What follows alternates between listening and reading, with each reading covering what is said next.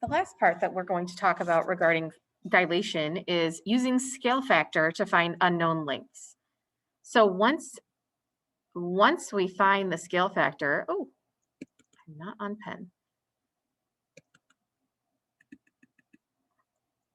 Once we find the scale factor, then we can use it to find the unknown lengths.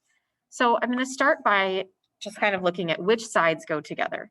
So the left side, all that's happened here from A to B is that we've got an enlargement. There's nothing got turned around or anything. So looking at corresponding sides, this left side is going to go with this left side. Right, and before I forget, I want to draw my little arrow that I'm going from A to B to show which way I'm going. Okay, so the 4 goes to a 6. And then the X, the right side, this is supposed to be a different color. The right side is going to go with the right side. So the X is going to go to the 9. And then finally, the bottom is going to go with the bottom. So the Y is going to go to a 12. So since it's an enlargement, we know that it's getting larger. Oops. So we know when we solve that X better be less than 9 and Y better be less than 12. The 6 here is also larger. Okay, so let's figure out our scale factor. So the X and the 9, that doesn't help because they're not both numbers, and same with Y and 12. So I have to use the 4 and the 6. So I can say that my scale factor is either 4 over 6 or 6 over 4. And if you like, we can turn those into decimals. So 4 over 6 is 2/3 or 0.6 repeating. And 6 over 4 is 3/2 or 1.5.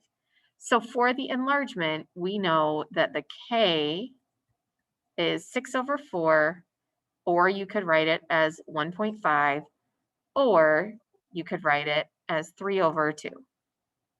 Since we know how to reduce fractions, either the 3 over 2 or the 1.5 would be the ideal ways to write it. Okay, so because it's a nice decimal and it's not like 0.6 repeating, I can actually use the decimal to help me find the unknown side lengths. So if you remember before, we talked about how the arrow going from A to B shows that I can multiply by that scale factor. So if I do 4 times 1.5, I will get 6. So 4 times 1.5 is going to equal 6. Now I can use that same method to solve for X, because X times 1.5 will give me 9. So I know that X times 1.5 will give me 9. And also going this way, I know that Y times 1.5 will give me 12. So Y times 1.5 will give me 12. Now this 4 and 6, there's nothing to solve there because that equation is already all numbers. So it's just 6 equals 6, yes. But here I can solve X times 1.5. I can solve that by doing the opposite of multiplying. I can divide both sides by 1.5. And that will give me 6. So I know that the X is 6. And then when I'm multiplying here, I can also divide by 1.5, and that will give me 8.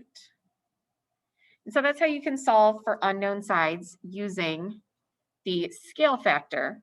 I could have also just used the scale factor of 3 over 2. So just when you have like a number that's not a nice decimal, if we did it this way, just as a reminder, I can multiply by the reciprocal on both sides.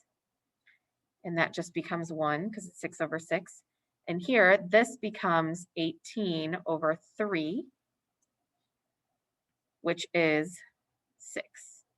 Same way with Y. If I do Y times 3 over 2 equals, what was it, 12? Yeah, 12. Then I can multiply by the reciprocal, the 2/3, on both sides. And since this is a whole number times a fraction, I'm just going to put it under 1 so I can actually multiply them. So 12 times 2 is 24, and 1 times 3 is 8. And 24 divided by oh, sorry, 12. 1 times 3 is 3, and 24 divided by 3 is 8. I got a little ahead of myself. Apologize for that. So that's another way that you can solve using fractions. So that's just using k equals 3 halves. And this one is using k equals 1.5.